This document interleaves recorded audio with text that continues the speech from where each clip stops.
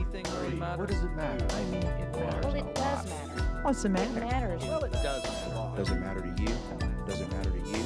Does it matter to you? I mean, what does it matter? And that matters a lot. What does it matter? What's the matter?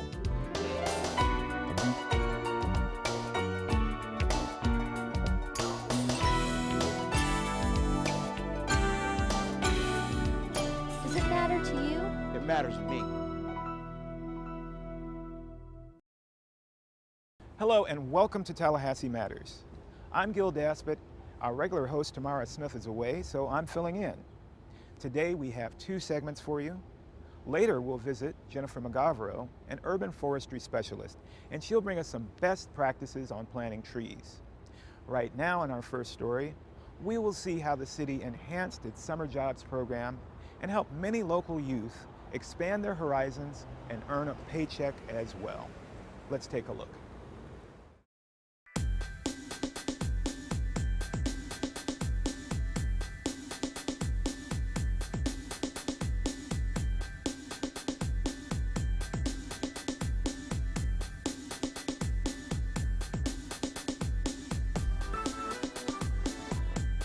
The TFLA program, which stands for the Tallahassee Future Leaders Academy, is a program where we work to identify young people throughout our community ages 15 to 20 who were interested in picking up a summer job for the summer. The city had already done a summer jobs program. This year we just decided to revamp it, enhance it, provide different opportunities within the program for the students. For 6 weeks, young people worked in many departments here at the city, including WCOT, where we assigned a Future Leaders Academy student and a summer intern to work on this story. I've been working with WCOT, Channel 13. Basically, I've been working on the TFL shoot, and I've been going out interviewing other kids and getting to see all the other type of jobs that's around the city. Seeing all these things, it has opened my mind to like a brighter future. All right, we're setting a 60D nail at a 5.07 rod. You let them know we ready? Go ahead and level it up. I would say that this experience really has made an impact on my life. The job opportunity with the people that I work with, it actually helped me grow up and make moves on my own, and the workforce and all that. I am the rod man for the survey unit, Public Works. I carry around the rods while they shoot lasers and things. I've actually learned different measurements, how to measure a lot of things, a lot of different trees. It's just a lot with the job that you really learn. Read me those numbers. 23.4. 23.4.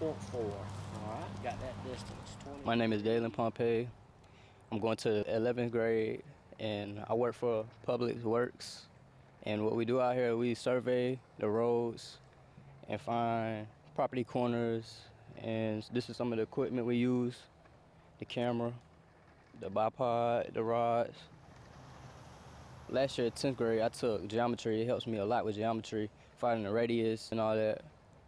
It helps me with what I want to do when I get older. I was thinking about being an engineer, probably a pharmacist. But it's good, though, learn what you could do instead of being inside all day over the summertime. Ms. Dan, are you about through with your posting so that you can take the mail upstairs? Yes, ma'am. This is my second year with the city. Last year was Employee Youth. This year is Tallahassee Future Leaders Academy. And working here at TPD has been a great experience. I've ran into the chief a few times. He's very nice. You get to see police officers on a different schedule and a different style. They have casual conversations with you. This is my second job. Last year I was in electric, but TPD has really become a great experience over me. Just being in this program, Tallahassee Future Leaders Academy, it has been great. I love working here. This is my first job, and I really do like this job because it's really fun, and the people here are great, and it's really nice. I work in the parts department, and I pretty much deliver the parts that come from AutoZone, the parts house, stuff like that. And we also stock and put the parts inside the department. When we receive it here in the parts department, I just pretty much go and take it down to the mechanics. And each time I would deliver a part to the mechanics would teach me how to put in the part and how to do oil changes with the parts. And they tell me how to lift the trucks up on the panels and everything. Being able to learn a lot of stuff during the summer, which is not usual. I never want to learn something. But here for the summer program, it was really nice. When you're in school, you never really want to pay attention unless you are really enthusiastic about school. I'm not enthusiastic about school. But for coming here during the summer youth program, I was very enthusiastic. I was excited to learn new things about vehicles and trucks. So it was really exciting. See where the hole is in the pipe right there? Yes, That's sir. where we're having the problems at. That's where it's sucking the water in. Today we're laying down some pipes. We're taking out the old one because they're busted up, and we're putting in some new one to hopefully keep the water flowing so that it won't get clogged up. And this program is like a really nice program. I like it. When they first described the job, I thought of it as maintenance. That's what I thought of it as. But really, it's really complicated. It's some complicated stuff you gotta know about it. A lot of safety, you gotta follow the rules and everything. That water, when it goes through there, it pulls a vacuum that pulls all of that dirt out from under there and takes it down that pipe. That's why we're having to pull all of this up. We've had JJ now for, I think, a month, a little over a month. He's a good worker. This is his second year being with us. He's a real good kid. He's got his head on his shoulders pretty good. He's wanting to be an engineer is what he's telling us. We're wanting the kids to get a higher education than what we did as far as having to come out here and to do the manual labor and all that.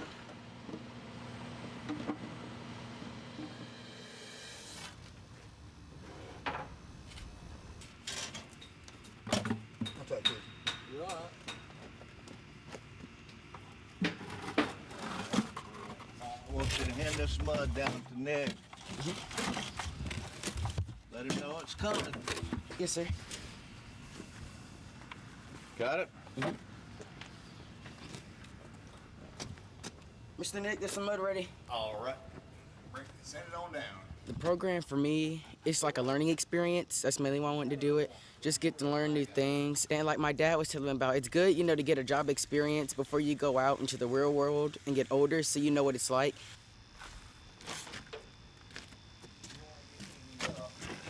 It's fun hanging out with the crew. They always have me laughing most of the time.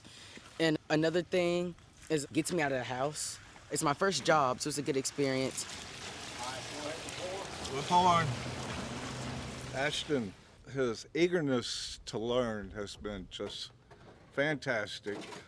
He's been a real pleasure to work with this summer. He jumps in there and gets right on the job. I'm very proud of him.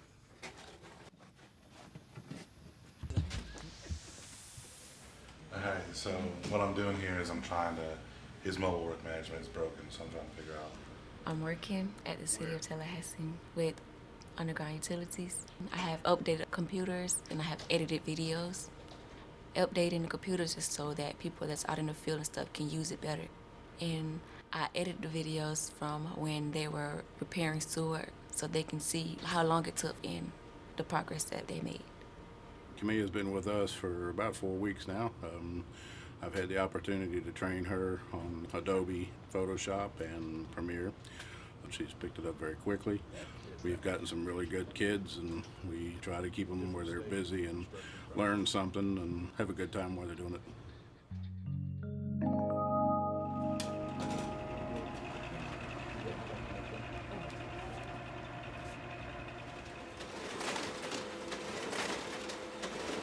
My first impression of being in the workforce and all was like, it's gonna be like draining and you're not gonna really like your job and stuff like that. But I actually really like it here. My main job is to help others with their work and stuff.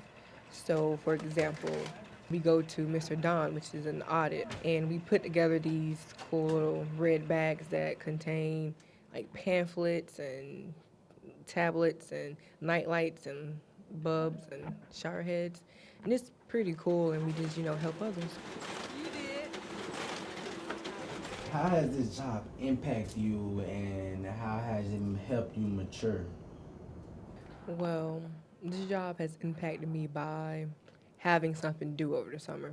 Instead of just laying around watching TV all day, it gives me like a duty, a job. And it's just helped me mature by learning life skills that adults have to do every day and see what they have to do and stuff.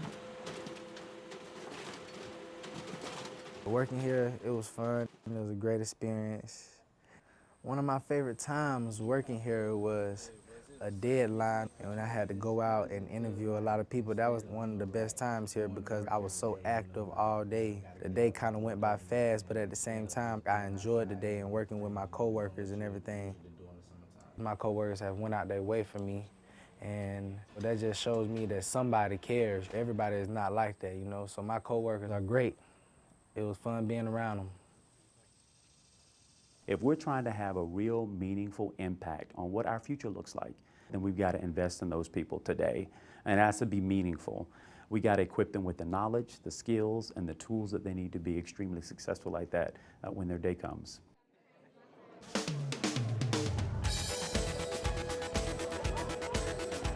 We're here at the closing ceremony for the Tallahassee Future Leaders Academy, where local youth were assigned by the city to approximately 100 jobs to gain work experience within a professional work environment.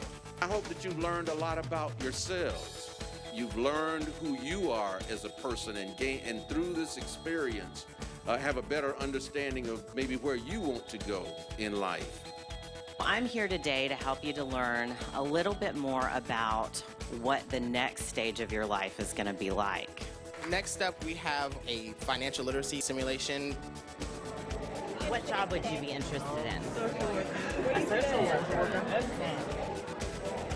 There's 3 of you. $7 per person, then you all share popcorn. That's $26 for a night out for 3 at the movies.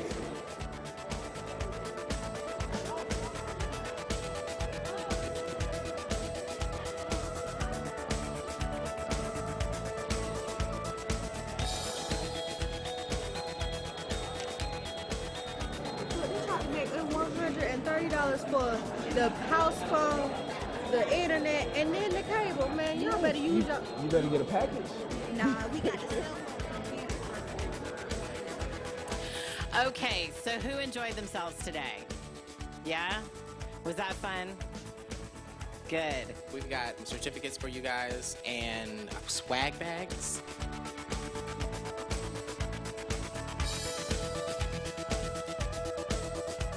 Could you please talk about what Ms. Williams did for you all's department this summer?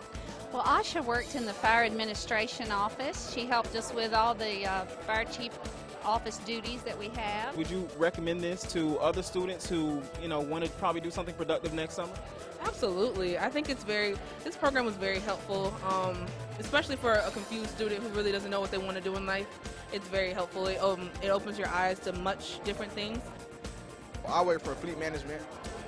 We did plenty of things like we rode golf carts and stuff to pick up trash and weeds and stuff. Or sometimes I was in the office, and when I was in the office, I scanned files. I told plenty of my friends about it. They said it sounded like fun. They said they wanted to try it next year. I think the programs actually means a lot to the kids because from the moment the airport received the 3 student employees, they hit the ground running. They were exposed to not only our on-site fire department, but also to air traffic control. They were also exposed to different facets of the airport. It was a very worthwhile program, and I think we got as much out of it as they did.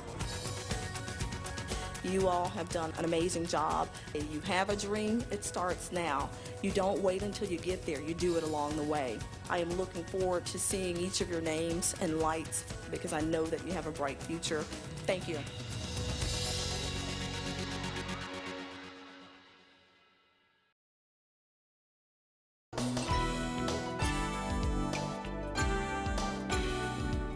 Does it matter to you? It matters to me.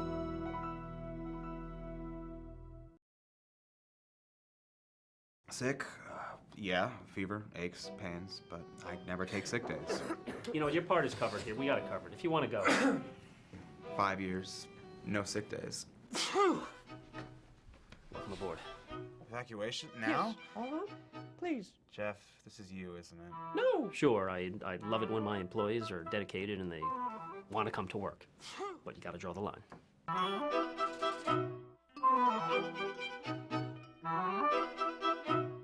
Over 550 children in Tallahassee are missing the simple joys of being a kid.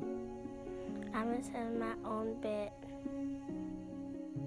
I miss having our own house. Join the Change for Change program by simply adding a monthly contribution to your city utility account. For the cost of just a gallon of milk, you can help all our kids enjoy the simple, extraordinary things about just being a kid.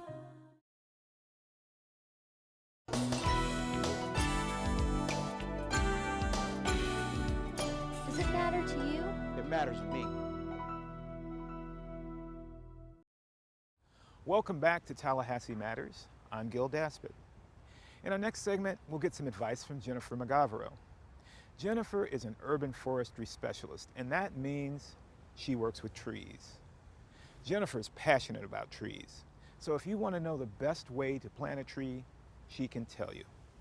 Take a look. Hi, I'm Jennifer Magavero, Urban Forestry Specialist for the City of Tallahassee Public Works Department. It's a beautiful fall day here in North Florida, and that's why it's a great day to show you how to plant a tree.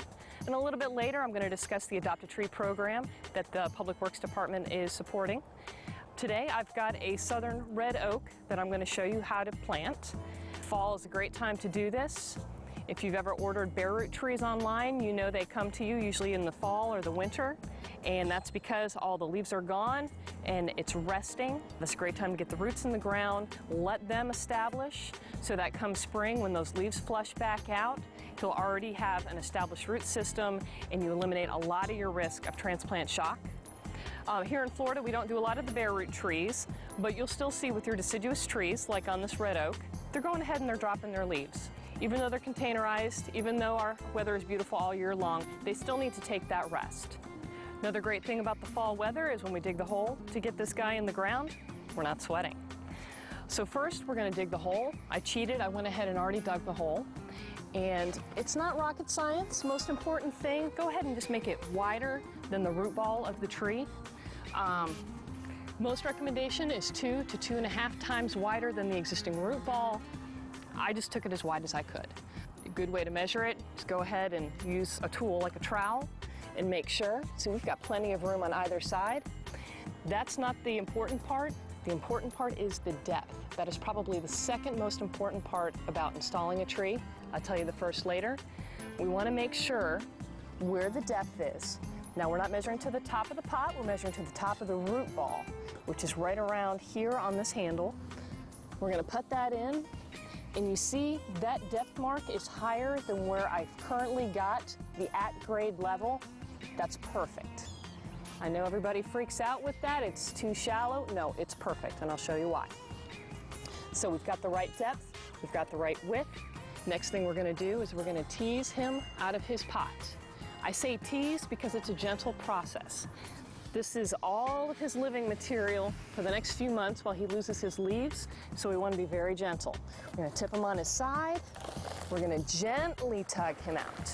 I see so many people just rip trees out of pots, and they ruin all those nice anchoring roots. We need those. We need those to keep him upright. He's got a really good, firm root ball. We don't have a lot of soil lost. And what we're looking for right now is any circling roots. And we're not seeing any. He's got a lot of small roots, they're holding that soil, but we're not getting those roots, about the width of your finger going across. If we did, it's not the end of the world. You can just take a pair of snips and snip them. So after we've inspected the roots, the next step is we're going to go ahead and we're going to place him in the hole. Gently, and in the center. And there you see, we've got the top of the root ball above the at-grade level of our surrounding landscape. Now that we've got this guy in the planting hole, we're going to go ahead and backfill him. And this is where I'm going to discuss the importance of keeping that space between the root ball and the edge of your planting hole. Looking at the native soil that I excavated, it's pure clay. Really compacts, holds a lot of moisture. Overall, this isn't a bad soil. It's good for holding the moisture. It just is really compacted for this guy's little roots to come and grow into. So I have some amended soil that we're gonna mix with it just to give it a little boost, to lighten it up. It's mostly a sand and bark mix. My helper, John, he's gonna go ahead and dump that soil for me.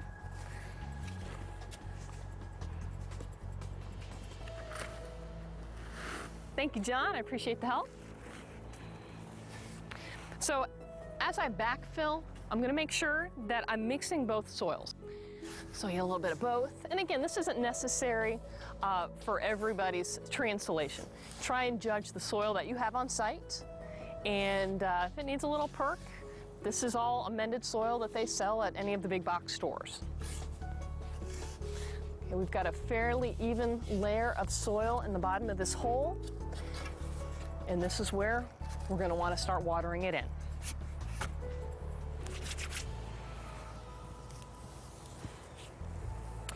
To compact the soil around the root ball of the tree, we're not going to use our hands, we're not going to use our feet. We're going to let the water do all the work for us. It's a nice, gentle compaction, adds moisture to the root ball as we're installing. Because keep in mind, when this guy was still in his container and in the nursery, he was getting continuous irrigation all the time, so he was kept moist. He had those sides of the plastic pot to contain it. Now those sides are wide open and you're just gonna put dry dirt next to him. It could lead to some transplant shock, so we wanna keep him watered. But the most important aspect of it is just compacting the dirt around him. Sometimes if you don't do that, you'll get air pockets in the soil. And what that'll do is it'll kill those roots that are exposed to it. A little bit of air in the soil is a good thing for roots. A lot of air is not.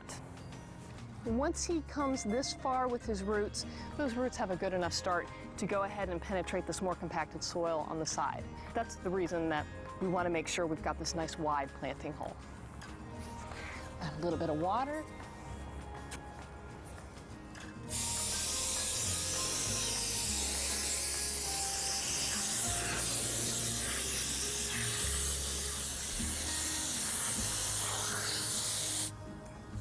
We want that to be a nice, soupy, muddy mess. Perfect for this guy.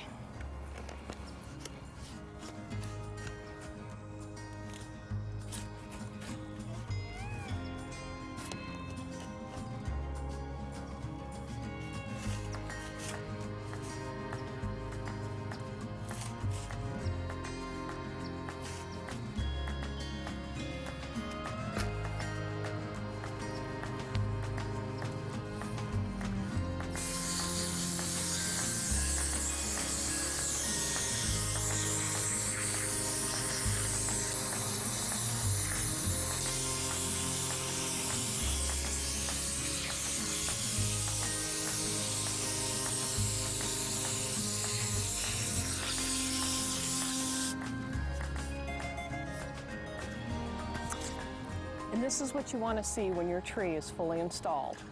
And this is where everybody freaks out because they see this lip here, this 2-inch lip, 1-inch lip. That's perfect. It's what you want. What I don't want to see, what you can never do, is bring that soil up to the edge or even over it. What you do is you create an environment for disease to go into the trunk. You want to maintain a 1 to 2-inch lip of the existing root ball. It's perfect. He's not going to dry out. That's what the mulch is for. Now that we've got our tree installed, we've got him backfilled and appropriately watered in, we're going to apply our mulch. Now we mulch for several reasons, first of which is exposed soil tends to dry out very quickly. You put that additional layer of bark or cypress mulch or whichever mulch you choose. I don't have a preference for any of them. You go ahead and protect that soil layer and that root ball from the sun, and it holds a lot of that moisture in.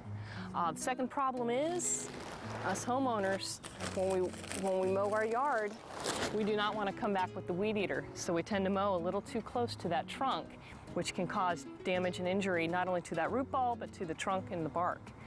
So having this layer of bark will keep the grass away from that root ball, making it easier for us to go ahead and mow around it without endangering it. Now applying the mulch, a recommendation is 3 to 4 inches. It's actually simpler than that. When you put the mulch down, if you can see soil through the particles of mulch, there's not enough.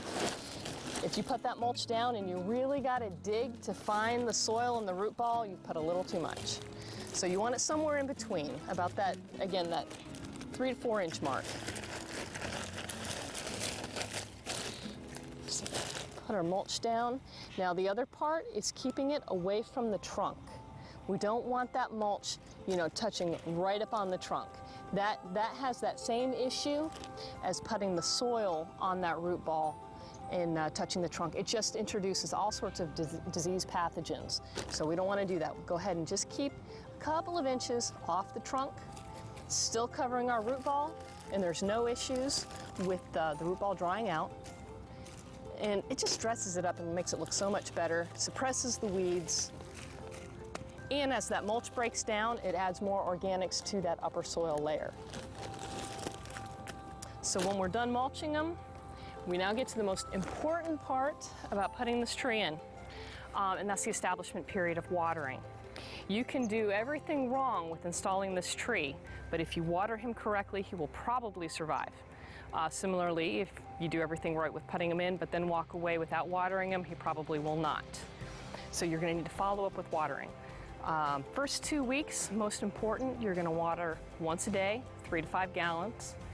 You can either use a bucket, 5-gallon bucket of water, that way you know he's got his 5 gallons, or you can use a hose. Most homeowner hoses with the gallons per minute rate, 1 minute will give you that 5-gallon mark. But there's a way even simpler. You worry about doing too much, too little, or you have multiple trees. They have now on the market a tree irrigation bag. John, would you mind handing me one?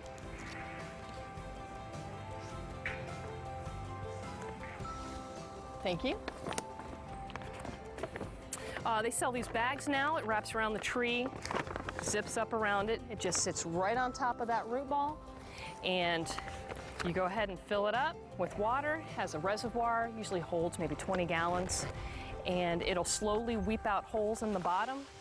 Do this every couple of days and you'll still maintain that 5 gallon a day without having to stand there with the hose every day. Following those 2 weeks, you're going to have to go the next 5 to 7 months watering him twice a week, still at that 3 to 5 gallon mark. And I like to err on the side of caution too. Even after a year or two, when he's established and you're not worried about irrigation and he's looking great, you go through a drought or a real dry spell, go ahead and give him a little extra water. It doesn't hurt. Planting a tree is fun. It's gratifying to get your hands dirty, but it's not for everyone. For those of you, we have an Adopt a Tree program just starting up, and I'll tell you more about it.